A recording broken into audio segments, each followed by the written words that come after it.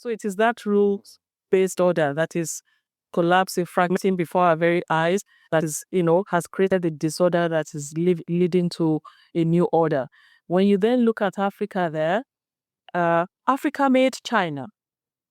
When you look at, so there's always a dominant, political narratives. Africa escaped China in the sense that as soon as they became independent states, and this is where Kingsley's point about the power of one becomes really interesting, that you now have them as new members of the United Nations, where 54 or so countries, at least certainly at a point in time, more than 50 countries, could lift China to its place of power in the United Nations Security Council. We never really talk about that, right? But that power of one multiplied by 50-something is what makes Africa's power. We've never really realized it like that. Then we create an African Union or an Organization of African Unity, where in Kingsley's terms too, it is about an organization of co-equal states. Whether you're Gambia with 1 million or less than at the time, or you are Nigeria with however million, or South Africa, at whatever point, you have one vote, right? When you fragment and use those one vote, but not strategically for the collective, you will never be an India. So what is the feature of the emerging power that we see? I think there's still an ideological base to it. There's an economic base which is disingenuous, because when it suits Europeans, they will think collectively about the collective power that they have through the European Union economy. They would want to engage Africa collectively. But when it doesn't suit them to do so, they engage the rest of Africa bilaterally. And by always not allowing us to use our power of one collectively, we will never be an India. The whole of Africa has about the same population as the whole of India, for example.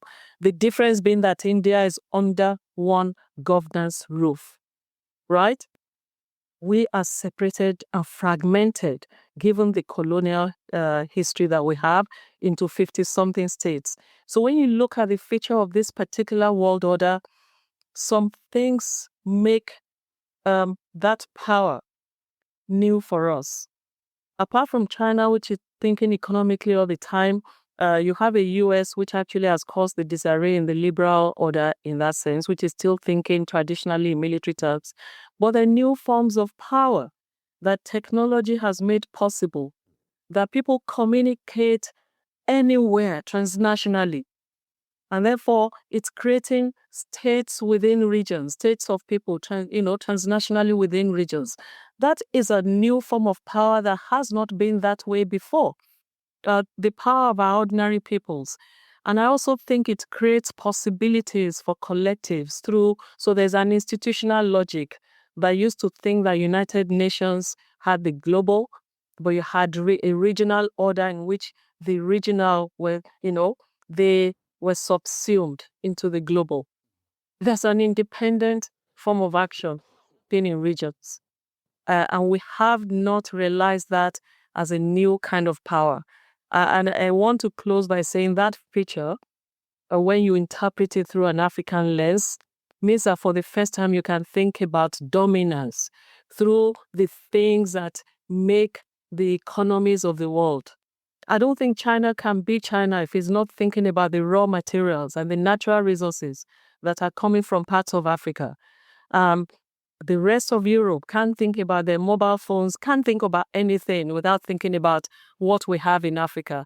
So I see that as power, really, a dominance of power. But this is where the mindset, and it's my last point in this feature, there was a leadership architecture in the past that really kept the few together and allowed them to rule the world on their own terms. There's a new leadership infrastructure, I want to say, not even here. Today, there's a new leadership infrastructure, which has two elements to it: the hardware institutions. And unfortunately, in Africa, it's quite hollow. In certain parts of the world, the hardware, which means the sites in which we perform power and authority, right? for much of the rest, for many parts of the world, the software is in it, clicked nicely. Because the lifeblood of that entire system, of that entire infrastructure, is the relationship of leaders and people, how they move towards their common agendas. And that's what actually can be exciting about what Africa can become. But Africa hasn't become it because the vast majority of our people, population is part of that power, as it's part of China's power. We have not harnessed it, and you can't harness it unless you're thinking, unless there's a leadership mindset that thinks of the collective, not the individual, not small group interests, but thinks of using the whole of the continental resources around mineral resources, around people. That is where Africa power lies, that can shift the dominant, so-called dominant world order, which is not what the paper is written on anymore. Because to feed the rest of the world, to make them live the lives they're accustomed to, Africa has plenty of what it will take. But it's almost as if we have not recognized our place within it because we're practicing the old institutional frame, which is not what... I do. Okay, maybe we try then mark out precisely what is falling apart, Doc. This claim, I mean, it seems to me it might be too early to make that the old institutional orders are falling apart. The world, even in the 20th century, really was never a big liberal democratic social system. There are so many kingdoms in the Middle East. There are so many one-party states. There are so many states that have fallen apart. There's literally failed states or states that never really did form for the past 50 years. Countries where the state really, truly never did form in a way that we know it in some other places, a central organizing force of a particular territory through language, political institutions, economics, trade, and all of that, education, culture. In the 20th century, there was Russia, or the Soviet Union as it was called. There was not a single liberal democratic framework. The Washington Consensus, past 30 years of trying to impose a specific neoliberal market economic framework. The East Asia never really played in accordance with those rules.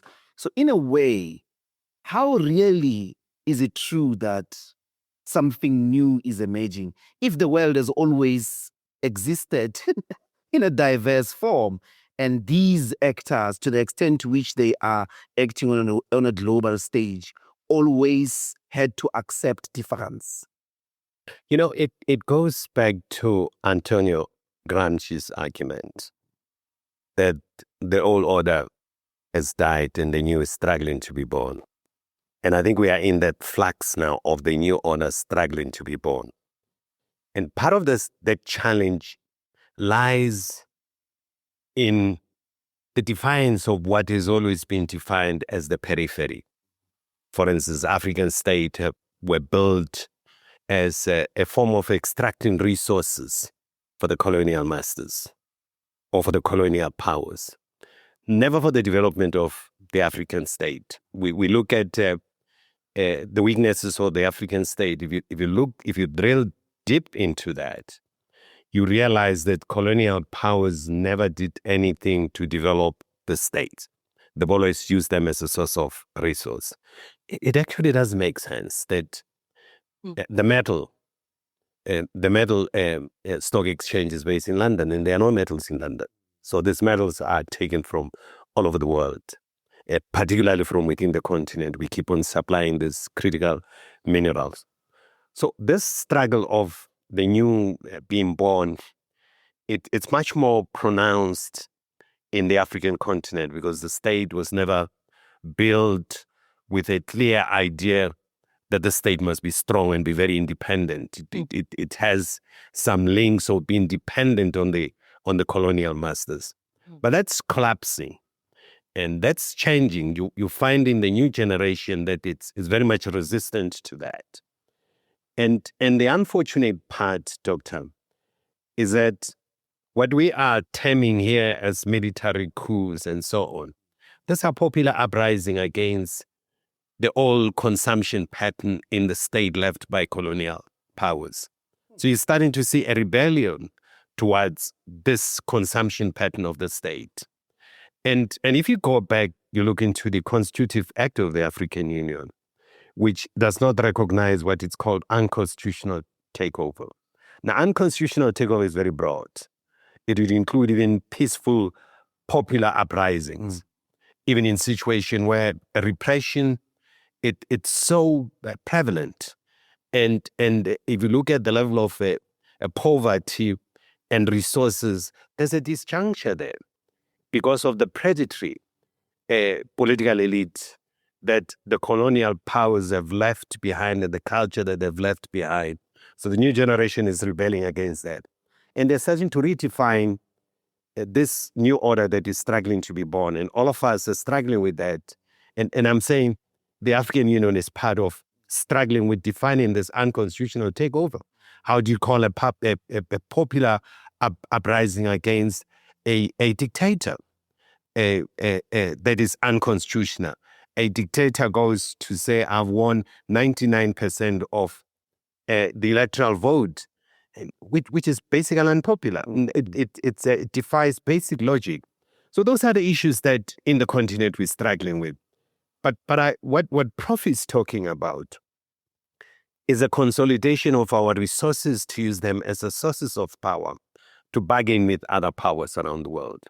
The European Union found a niche to operate as a cohesive force. That's why if you look at foreign policy, defense issues, they've been evolved to unelected officials who sit in Brussels.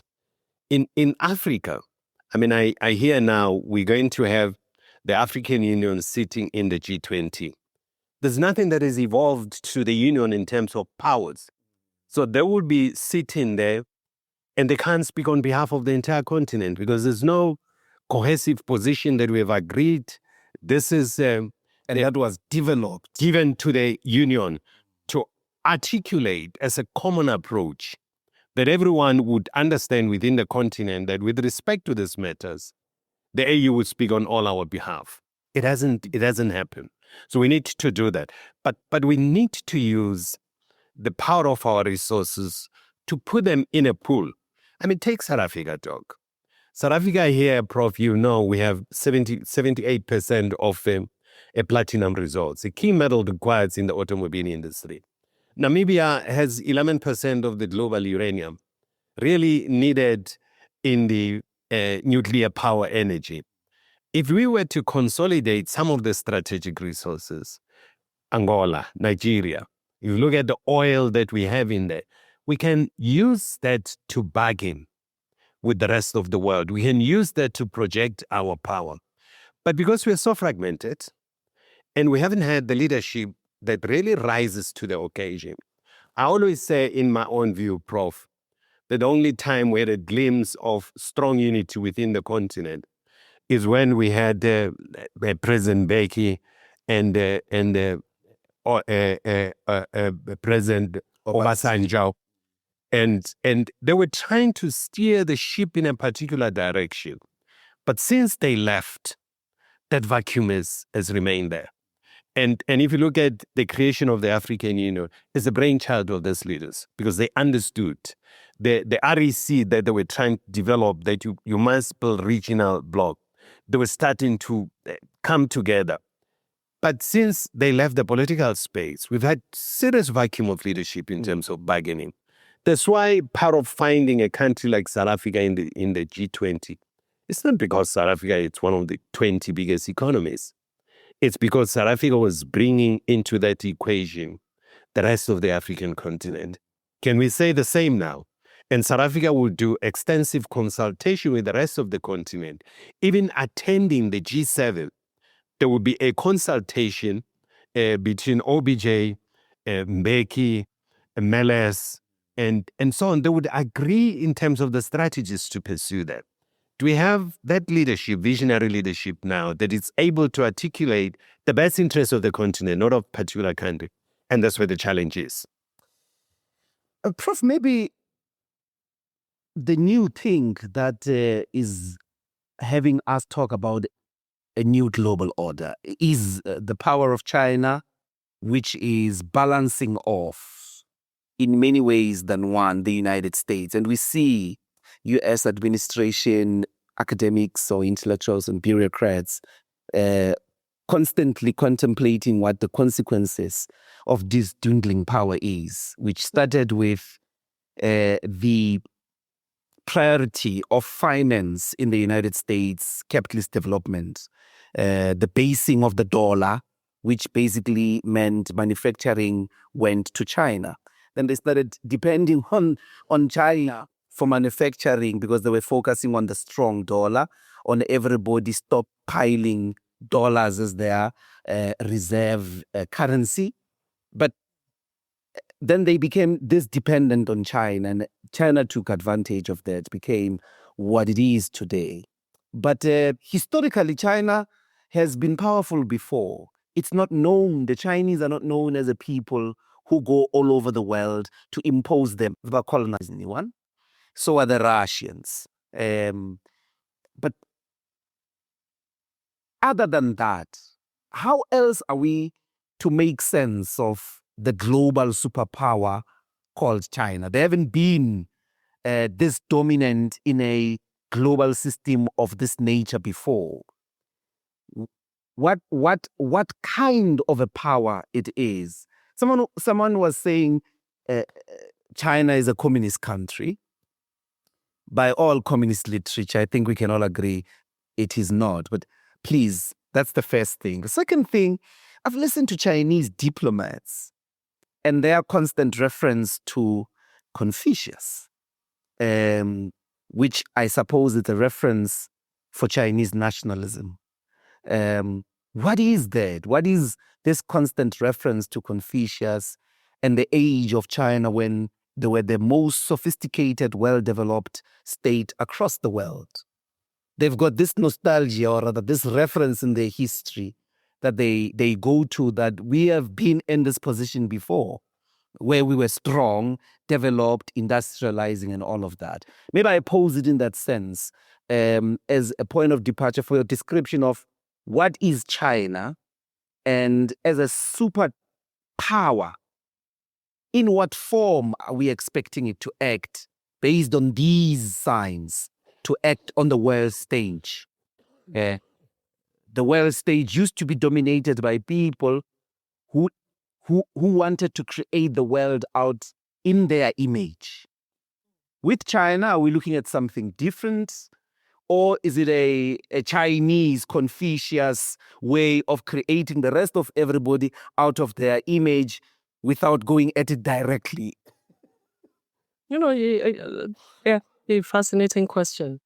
We have to look at this in several ways. Let me respond to this question in several ways. China has actually been on this trajectory for a very long time. It has not actually done something that is radically different from what is intended to do. And if you look at the elementary gate, it has a gift of its population, even though that population is about, to the so when you look at its attributes, its population and how it directs that population. You talk about Confucius, that's a leadership mindset. It's an example of a leadership mindset, the kind of people we are, the principles, the basis upon which we treat each other. They have that underpinning philosophy that guides them, right? And they never set out to conquer the rest of the world militarily, but did they have a sense of the power they could have in the world economically and socially, which is what they set out to do. If you think about how even in the UK and of course the US, there's a lot of contestation and demands for closure of Confucius institutes or centers. It's really because of what people think about that influence. If you think about leadership literature, how Sun Tzu makes its way into it. If you look at, so the moment you look outside the Western world, you find really solid philosophies for leading and for creating life in common. For military leadership. Exactly. So that is one element of it. China has been present in Africa for a very long time. Longer than the Europeans. Longer than the Europeans. Trading quietly, doing their things quietly for a couple of centuries. Now, what is different also at the moment is that you see how China seizes moments of opportunities. The moment they were hit by tariffs and the rest of the world was hit by tariffs, look at what Xi Jinping was doing. Touring the neighborhood initially, also getting together with the rest of the world. It's building its alliances as it has always done. But China is one of the few actors that recognizes the place of Africa in its history, right? That recognizes how essential a continent like Africa is to its trajectory. And I think that's part of what we're seeing. Now, you spoke earlier about institutions. It's true, it's not always been about liberal democratic order. The core essence of the developmental state is that you can become a developed state, notwithstanding you can do it through authoritarian means. You don't have to do it through democratic means. When I spoke about Kant earlier, it is the idea of democratic peace that underpins Kant's work, that democracies do not go to war. So if you build republics, the inclination to go to war with each other will be reduced. That's what Africa has been sold in a particular way. And even we have, and I agree with you, China is communist, capitalist, socialist, everything. It puts everything in the mix. You cannot say that China does not have capitalist. The China we see really understands that philosophy in a big way. What has really changed, which is giving China a moment of opportunity, is that world order was underpinned by particular ideas. At the end of the Second World War, the idea that never again would we have a war of aggression, right? A state attacking another state in the way that we saw was sealed. And of course, crimes against humanity was the other big thing in terms of how you made the new states. Russia and Crimea, Russia and Ukraine has blown all of that open, and I don't think it will be put back in the box again, right? And so when we think about what has changed, I think that order really, really is gone unless something drastically different happens. What I like about Doc's point, what I like about Kingsley's point in the African Union is that we tried, and that's my last point on this, that Africa is the theater in which the new world order that is emerging is most apparent. It's not so apparent in many other continents but this. How is it apparent? It's apparent in the way that you see China navigate the region in its usual way. It's apparent in the ways you see the European Union become an actor in a place like the Sahel and even try to press states on the migration issue. It's apparent in the Horn of Africa in the way that you see the contestation for the Horn and the route to the Gulf, right? And it's apparent in who's making peace for us. It's not the African Union that is doing it. African Union is a spectator when it comes to peace being made on our continent. Therefore, it's a place where you find Qatar, where you find Iran, where you find Turkey, where you find Saudi Arabia. Since when? When Kingsley was talking about that glorious period in the early 2000s, when President Mbeki, President Obasanjo, Meles, others, maybe two others, really shaped a vision for the continent. That would never have happened. That on our continent you have all these people being the, but what it is in a sense is the subcontracting that is happening in the new global order, in which the US could subcontract Qatar to be a peacemaker somewhere. And you're seeing it, in which the United Nations is not the peacemaker, but now the US has gifted it again through a resolution and the creation of a board of peace. Maybe it breathes some new life into the United Nations, but there's disorder everywhere.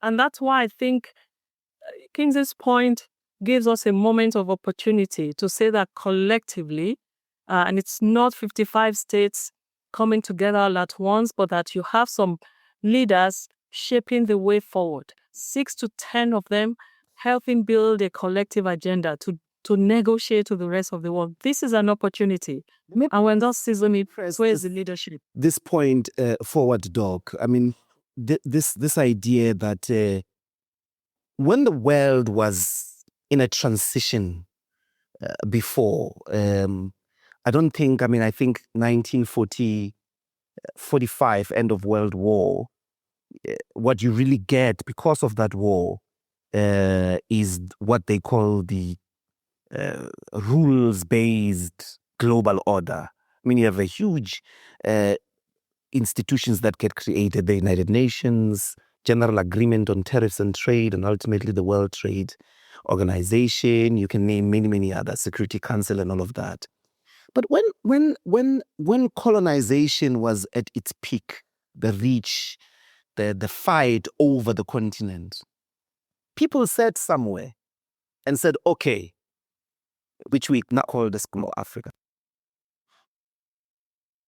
Are we there where seemingly the continent is actually being divided and we are not part, we are not participating in our own divisions? Could you draw those parallels and maybe help us make sense of what are the nuances? Professor is giving that dim view that what is happening literally is everybody else coming to run the affairs of the continent without the continent, and the G20 coming here, it's coming to the weakest, or it's coming at a time when the continent finds itself in its weakest form. And maybe this G20 is the true symbol of the scramble for the continent. Some, I mean, Russia didn't come in the scramble last time. The United States has its own subcontracted companies, but here is the world converging here. Maybe at this moment in Africa's most weakest era, is it another scramble in this new era? The influence for Africa has intensified greatly. You will see the advent of social media, artificial intelligence in terms of projecting a particular narrative within the continent. It's quite prevalent. But the biggest challenge that we're facing now is a battle for strategic resources of the continent. It just doesn't make sense to me and to the rest of us that we're unable to consolidate our resources and use them to bargain with the rest of the world. The scramble for Africa this time around, the scramble for African resources. It doesn't make sense that... But it also was slavery, the minerals that developed industries, the gold of South Africa, the oil of Nigeria, some of the remnants of those wars, they truly never really did give these states ownership of those minerals, ownership of those. Because of it was always the scramble for the resources. The destructive nature of the African state. The African state has been built as a source of supply for the colonial power. Even the neo-colonial powers have continued to extract resources in these countries. They do that around the continent. It doesn't make sense that you sit in Nigeria, you can buy petrol, and yet Nigeria produces large quantities of oil. Similarly in this country, that you would mine your gold, you send to Antwerp, and you buy the finished products later. Because there's never been a transfer of technology. And the main problem is that the research and development in terms of our own governments is very poor. The Chinese are spending about 7.8% of their GDP in R&D. And that's why in the world. That's why you're starting to see this development in China. Now, the next battle is the battle of the oceans. The access and the movement. It's not by coincidence that the Chinese have just launched what they call the Fujian military ship. Because of the challenges in the Strait of Bab el-Mandab that gives access to the Red Sea, the Cape of Good Hope become very strategic and useful. So these are the strategic resources that must be utilized to enhance and allow Africa to better bargain as the new sources of power. But they need to be clearly codified and clearly defined by our leaders. But our leaders are really failing to understand the powers they have. They understand the exercise of power to repress their own people, not to use that power to engage with the rest of the world. That's the biggest problem. I mean, Prof spoke about this thesis of democratic peace, which has existed for quite some time. And the war in Ukraine, you're quite correct. It's shattered this narrative that liberal democracies don't go to war with each other. We're starting to see tension between Ukraine and other countries in the area, and that tension may lead to war. So this notion is completely gone. What we are likely to see moving forward, and I think this is what has to happen in this continent, it's the leaders that will try to identify the future and challenges of the future and use the resources to back that. Have a key strategy for Africa's development. It doesn't make sense for me today that to fly to Senegal, you still have to fly to Paris and fly to. So this question of transport, the Chinese, for many centuries, they have had a leverage over everyone else because of two things: communication and transportation. And they've invested in that. The Chinese, as we're talking now, they are the number one shipbuilders in the world because they understand that the next revolution in their view will require better mobility to move resources and to move people around. And that's why they're starting to invest so much in this. Why, Prof, in the sort of new China since 1979 with Deng Xiaoping, part of what they do following many, many years of communist one-party style of leadership is introduce limitations of terms of office. And you've got, since 1979, maybe about 7 Chinese leaders, if I'm not mistaken. One person after the other, maybe 2 terms each. Of course, recently, President Xi Jinping has changed that. He's on his 3rd term, which is understood to be another major resolution of the Chinese Communist Party. But they've had so many leaders. I can count several countries that have had a single leader longer than that in the continent. Don't tell us about Cameroon. Longer than that. Whether Africans are changing leaders every 10 years or they've got a single leader for 40 years, it doesn't translate. It seems to not translate, so that it's not whether you've got limitations of terms of office or you've got a single political elite that is driving the country. How should we account for this weakness in Africa's leadership sustainability? Thank you.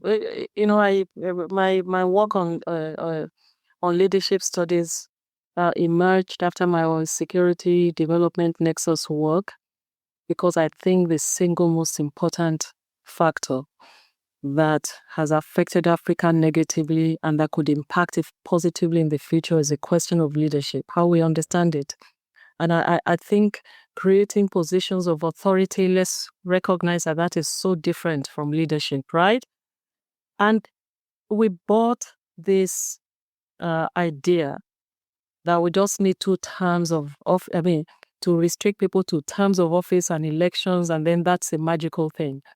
But we have seen how before our very eyes elections have become instrumentalized, and there is no leadership system to speak of. That leadership system will come from a clear evidence of shared purpose. And I think, Doc, cumulatively, what you're saying about the continent being able to collectively negotiate has to come from below. That if you feel confident that your voice was heard in the selection of your leader, and that that leader legitimately has you've ceded your sovereignty, your personal sovereignty to that leader to act on your behalf.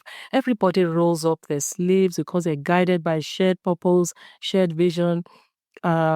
We spend so much time doing the elections and they're so fundamentally faulty because there is stage of power contestation between individuals and elite groupings that have nothing to do with the future of the people or the continent. I really don't believe in some strict 2-term limit. I think it probably was put in there to divert our attention and to take us possibly in the direction of some more democratic practices, but is then turned into something else. In Germany, Angela Merkel was how many terms chancellor? Right? She also exited at the right moment. Even if she did, she probably would have been voted out anyway. Because, isn't it, Albert Murphy's work says situations make leaders. When situations change, leaders will change. But when you have a leader for 40 years, though, it's the opposite side of it. If you have a leader for 40 years that has never, you can't remember the last time they did anything good for their people, but they remained a caricature of what a president should be.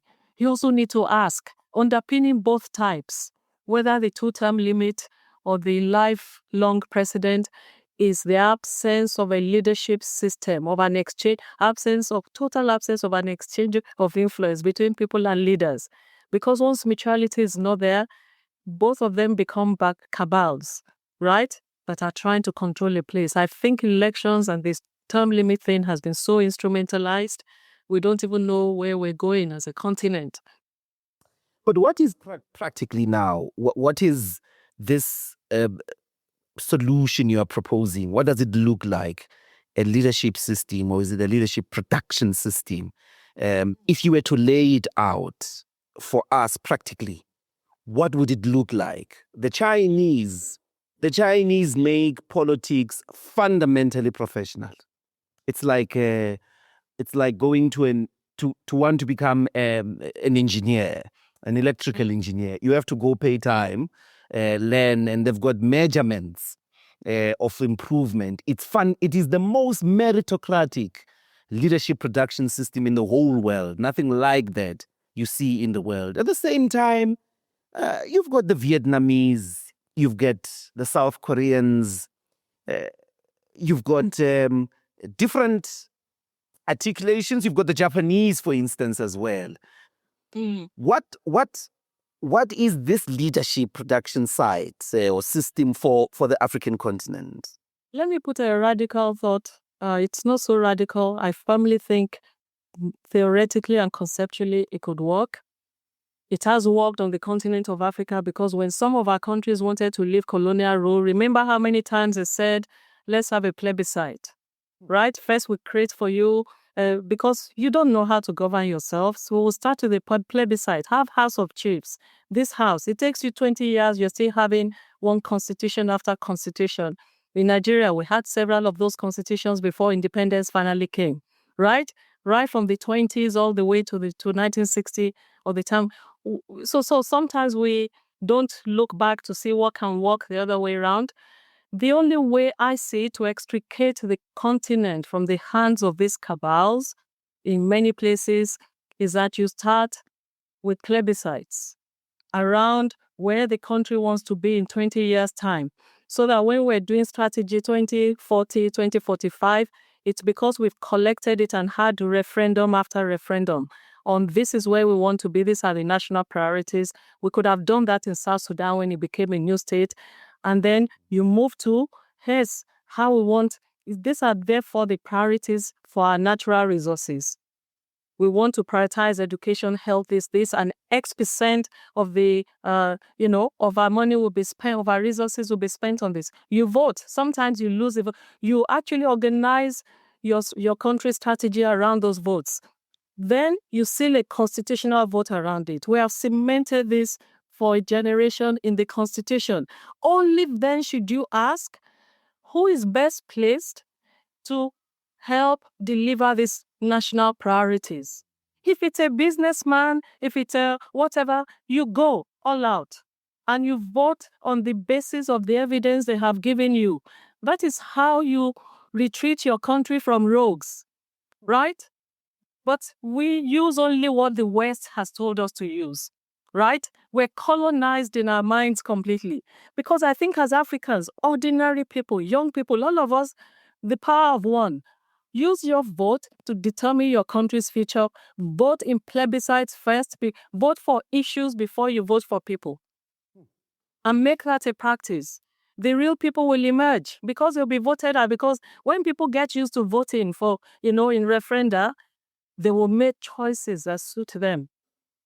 But we don't even want to test it. I'm sorry, but that's a leadership system approach. I'll allow you to close on this. I entirely agree with what Prof is saying. At the heart of this is building capacity of the state. The state institution should have the capability to flush rogue elements out. It doesn't exist in our state. In South Korea, if the president decides to do wrong things, the state would flush him out because the institution of the state are so powerful. In our case, individuals are much more powerful than the state. That's where the big problem is. Personality. Yes. Personalities are much more powerful. The big man mentality is the biggest problem that we're having. And I think we should spend more resources and time in building capacity of the state. When I used to be in government, we used, as heads of department, used to have an issue in terms of building capacity of the state. It was a permanent agenda. That what is your department's contribution in building institutional capacity? That has disappeared. She's quite correct. Money now, it's a factor, for instance, in this country in terms of driving politics. Not only here, in major countries, in Nigeria, in Kenya, money is the biggest factor, and you are unable to get the best leaders that you have because crooks and thugs are the ones who have access to this illicit, ill-gained resources to contest for power. I mean, if you sit around this country today, you look at different commissions that are going on, billions of rands that are used in terms of trying to flush out this rogue element. But the problem is that you're unlikely to do that until you build institutional capacity.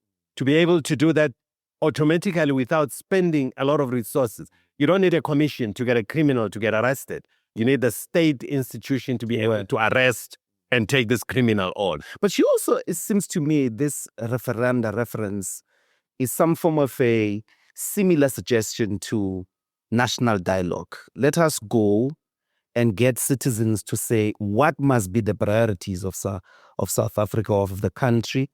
And these priorities must be achieved in the following years. Once you have that, then only after that will you be able to say, since this is our national consensus as a country, as a people, I think the following set of skills is what is required to drive this agenda. And once you are able to say the set of skills, then you can say it must be Kingsley. That's what the Prof is saying. It seems to me that's why, the problem statement, this is what needs to be resolved. And then you can then go and say, who is best suited to resolve this? And if you are to do that, you will go, you wouldn't be guided by your parochial political interests, but you look at the meritocracy, who has better merits to carry out this, because it's much bigger international national agenda to fail. So we're not doing that. We're looking at our friends to run that, and that's what weaken the institutional capability and the institutional capacity. Until we build capacity of the state to respond to challenges and turbulence, we're not going to get it right. Absolutely. So, Prof, in the new world order, without this, Africa will just be another playground for international world superpowers. Sadly. I see this moment as a moment of opportunity. It's still not late because I think we both agree, Kingsley and I agree that we're in transition to something. But in this transitionary moment, we're not yet demonstrating that we want to take leadership of our own future or take our own destiny into our hands. We need to do things differently now, today, yesterday, but certainly now, in order to occupy a new place in this, because I see others winning and winning our continent, and we are just onlookers in the process at the moment. But that can change. Okay, thank you both, Ambassador, Prof. Funmi.